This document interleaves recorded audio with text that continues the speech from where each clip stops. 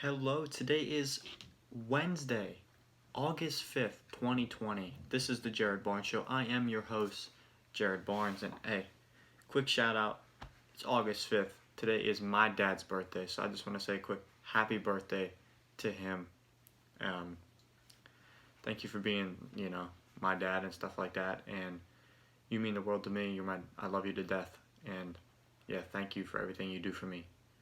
That's all, you're more than I could have ever asked for as a dad. It just means a lot to me that you're in my life and stuff like that. And I appreciate you. I just want you to know that. But yeah, like I said, it's August 5th. Yeah, we're that far into 2020 already. And I said I had an episode for you guys today. And, we went out and we had dinner for my dad's birthday and stuff like that. So I didn't get a whole lot of things because I was out kind of a little late into Tuesday night. So a little short episode today, just gonna talk about a couple different topics, basketball and the XFL, and that's pretty much all I got. I'll be having another episode probably this week within 2 or 3 days. Probably, okay, so this will come out Wednesday. There's a chance that I may have another episode for you on Thursday or Friday, depending upon my schedule and things like that, but probably there's a good chance there'll be 2 or 3 episodes released within the next 7 days. So, big things coming, but yeah, I'm excited, massively excited. And yeah, by the way, if you like the show, stuff like that, you enjoy the show, and just be sure to share it with a friend, subscribe, rate, and review, do what you have to do. It means a lot to me. I appreciate everything you guys do. Definitely, I would suggest sharing it with a friend. It's going to get my listens up. It's going to help me. It's going to help. I appreciate every one of you that listen, though. It means the world to me, and I'm glad that you listen to a guy that doesn't really know what he's doing on a microphone. It means a lot, and I'm glad. I'm just so excited. I just can't ever begin to express my thanks to the people that do listen to my show. It means so much to me, but I just want to get into the topics today. And the first one that I have is basketball. And looking back on some things that I said, I was wrong about the Lakers being the favorite to win it all this year. A couple weeks ago, I came out and said that I believe the Lakers, were the team that I thought could win it all in the NBA this season. And I said that regardless of who they would play in the finals, they could beat them. And at that time, I firmly believed that. After watching the first couple days of games and seeing players that I would never have imagined doing what they're doing currently, I'm shocked. Honestly, I'm in shock. Some guys are playing out of their minds, doing things that I would have never expected them to do. And I'm not so certain now that the Lakers are the team that is going to make it out of the West.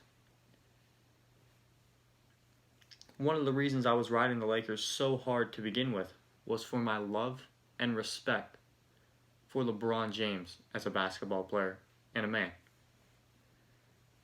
But I have to be honest with you. Right now, LeBron does not even look like he is the best player on his team currently. And, AD looks like to be the absolute man right now for the Lakers. And that's not bad. That's not a bad thing. But there's another team that I believe in a little bit more than I do the Lakers now, after watching the first couple days. And even though they might not have won all of their games, even though they lost 2 close ones, I believe in them a lot. And that team is the Clippers. Kawhi was built in a lab by Greg Popovich with one purpose and one purpose only. That was to stop LeBron James. And the more time passes, the better Kawhi's defense gets. And with the supporting cast that they have put around Kawhi in LA, it's crazy. I realized it before, but not until the season restarted did I realize just how good that team really was. I forgot. I do believe that I just forgot how good the Clippers were. You know, you got PG, who's a bona fide defensive stalwart in the NBA and an absolute all-star. You got Patrick Beverley, who's also very good at defense. Lou Williams, he can get you buckets whenever you want. You got Montrezl Harrell. I mean, just very good players surrounding Kawhi. And then you bring in guys like Markieff Morris, and you got them guys like, you got Zubac, like, and, you know, it's hard to deny the Clippers. The Clippers lost 2 very close games. Yes, the first 2, you know, they lost to the Lakers by 2 points, and they lost a game that they shouldn't have lost versus a Suns team, but that happens. Their team hasn't figured it all out just yet in the bubble, mainly because the whole team hasn't really been together since the bubble thing started due to, you know, Montrezl Harrell not playing and the Lou Will situation. Everybody knows about that now. And, you know, the game they did win, though, they hit 25 3-pointers, which is a huge amount of 3-pointers. I mean, that's a lot of threes. Just quick math here. That is 75 points from 3 points from behind the arc. 75 points for your team behind the arc. That's insane. And while they did that against, you know, the Pelicans, and when you play stingy defense, you're going to force a lot of turnovers versus the Pelicans just due to the fact that that is kind of how they play, where they will turn the ball over quite a bit. And,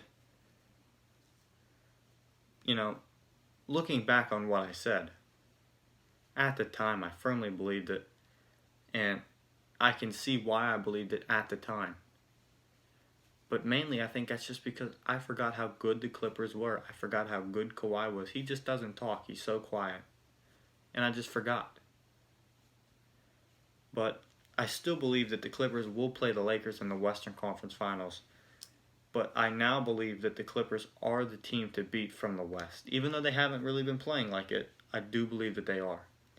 And man, the West is just so deep.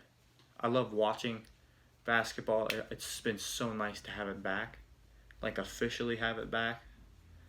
And the West is just so deep this year. The seeding battle that is going on right now in the West has been so fun to follow, so fun to watch. And speaking of fun teams and players to watch, there is one team that I enjoy watching more than I enjoy any other team in the entire NBA bubble. And that team is the New Orleans Pelicans. The reason I like watching them, though, is not because of Zion Williamson. Brandon Ingram. Simple as that. Since Brandon Ingram came into the league 4 years ago, so many people said that he was like the next guy up. He had KD-like abilities. You know, he kind of was like KD, kind of built like KD. And they were just excited to see his growth as a player. And his first 3 years in LA were okay, but he never really lived up to the hype and the buzz that surrounded him. This year, though, he was, you know, he was quietly becoming a star and finally becoming that franchise player that a franchise wanted him to be. And it's happened to not be the Lakers that did that, but it happened to be the Pelicans that happened to get this version of Brandon Ingram. And it's been amazing for me to watch. I love Brandon Ingram. I liked him when he was at the Lakers. I thought what the Lakers were building there with some of their young guys was very, very good. It just so happened to be that they shipped pretty much all of those young guys to one team, and now I still get to see that young core kind of grow together, although you just subtract Kyle Kuzma out of the whole situation and add Zion, which makes that young crew even better. But what the Pelicans have, the team that they have built and assembled with Brandon Ingram, Lonzo Ball, Drew Holiday, Derek Favors, Zion Williamson, Josh Hart, JJ Redick, like, so many guys that I just enjoyed watching because I enjoyed watching what the Lakers were building, even though they were losing games. I enjoyed watching them build. I liked Zion in high school. I loved Zion in college, and I've always liked JJ Redick, mainly because I kind of tried to model the way I played basketball kind of after JJ Redick. So JJ Redick has always been one of my favorite players in the league, and I just like watching the Pelicans this year, mainly because of the way they play. They just play fast. They do things much faster than everybody else. They get up and down the court. Fast break is big for them. They shoot a lot of threes. Sadly, they turn the ball over, but when you play that fast, you're going to take that risk. And right now, they're not a playoff team. I don't believe that. They're not a playoff team. They deserve to be in the bubble, yes, but they're not a playoff team. They're more of a project. And the way their team is built now, like I said, I love it. It's amazing. I could really see the Pelicans making a playoff run with this same squad in a year or maybe two. But just not this year. They're still, too sloppy in the offense that they try to play now, and they're still trying to figure things out with some of the players that they have. They have a lot of great pieces with massive potential. They are a roster just full of potential. They got Jackson Hayes, Zion Williamson, Lonzo Ball, Josh Hart, Brandon Ingram. Like massive potential from these guys. Drew Holiday has even somewhat upped his game. Seeing JJ do what he does every night in and night out is very cool. And like I said, the potential, the pieces are there. And seeing the Pelicans progress and get better, as a team and as individuals on the team, just as a basketball fan, has been very fun for me to watch. I have very much enjoyed the Pelicans. And they have been one of my favorite things to watch the entire time through the bubble. I every time they play, I don't want to miss their game just because you don't know who you're going to get on the floor. You don't know if you're going to get a team that can score 130 points or a team that's going to get absolutely dominated or a team that's just going to be in the game the entire time. Like, you don't know what you're going to get. And they're exciting because of that. Mainly because the players they have as well. I'm kind of favorited towards that. Right now, I would say that I don't really have an NBA team. Because I've always kind of followed players. I've always liked players. Now, I kind of like the team, but always just like the players. Many would say I was an OKC fan for quite some time, but really, I was actually just kind of a KD and Russell Westbrook fan. And now that those two are kind of both gone, I felt that I didn't really have a team, but really looking back on it, I never really do think that I actually had a team. I just like players. I've always loved to follow LeBron, always loved to follow guys like JJ Redick and Giannis and some other lower level players that, many would not view like, oh, that's not worth following. Like, people probably would say JJ Redick and Kyle Korver are not worth following, but mainly because I try to model my game after theirs. Like, I just liked it. I just liked them, and and a player that nobody would look to would have been T.J. Warren like a year ago, and look at T.J. Warren now. He's the bubble MVP at this point. Let's be honest. No player in the bubble has really performed better and shocked more people than he has. And last offseason, the Suns literally told him, when they traded him for cash, that he was worth nothing to their team. Nothing. They got nothing else in return other than cash. And just looking back on it now, and seeing how his story has played out and stuff like that, he's letting everyone know that he is worth a lot more than that. And that his story is just another reminder that if you continually put in the work, your time will come. Just keep balling and keep doing what you do. Just stay on the path, keep working. It's going to happen. And that's motivation for me. That's motivation for younger athletes. And that's motivation for, like I said, regular people like myself that have dreams and aspirations that are trying to get there. Looking at guys like that and being like, okay, thank you. You're inspiring me. And I just want to say this to T.J. Warren. Keep it up, bro. Keep inspiring and keep doing what you do. It's been exciting to watch, and I can't wait to continue to watch it. Moving on from all the NBA talk, though, I have one more topic today. like I said, this is going to be a short episode. That's why I expect another episode within 2 days. And the topic is the XFL. And it's not dead yet. On Monday, it was announced that The Rock and his ex-wife, Danny Garcia, teamed up with Jerry Cardinale, who is the founder of Redbird Capital Partners, to submit a bid of $15 million to purchase the XFL. Now, as long as a bankruptcy judge approves of the league's purchase on Thursday, that will mean that Garcia will take over as the first woman to own a majority stake in a major professional sports league in the U.S. that is a separate entity from any teams. It is massive. Congrats to her. And wow. I mean, when the news broke, it literally just broke as The Rock purchases the XFL. And then later, as the day went on, people were like, oh, it wasn't just The Rock. It was other people. It was a group. Oh, his ex-wife, Danny Garcia. Oh, she's a woman. She's going to be the first woman in power of a sports league. Like, that, in my opinion, is a massive story. But it didn't even get the credit at the beginning of the headline.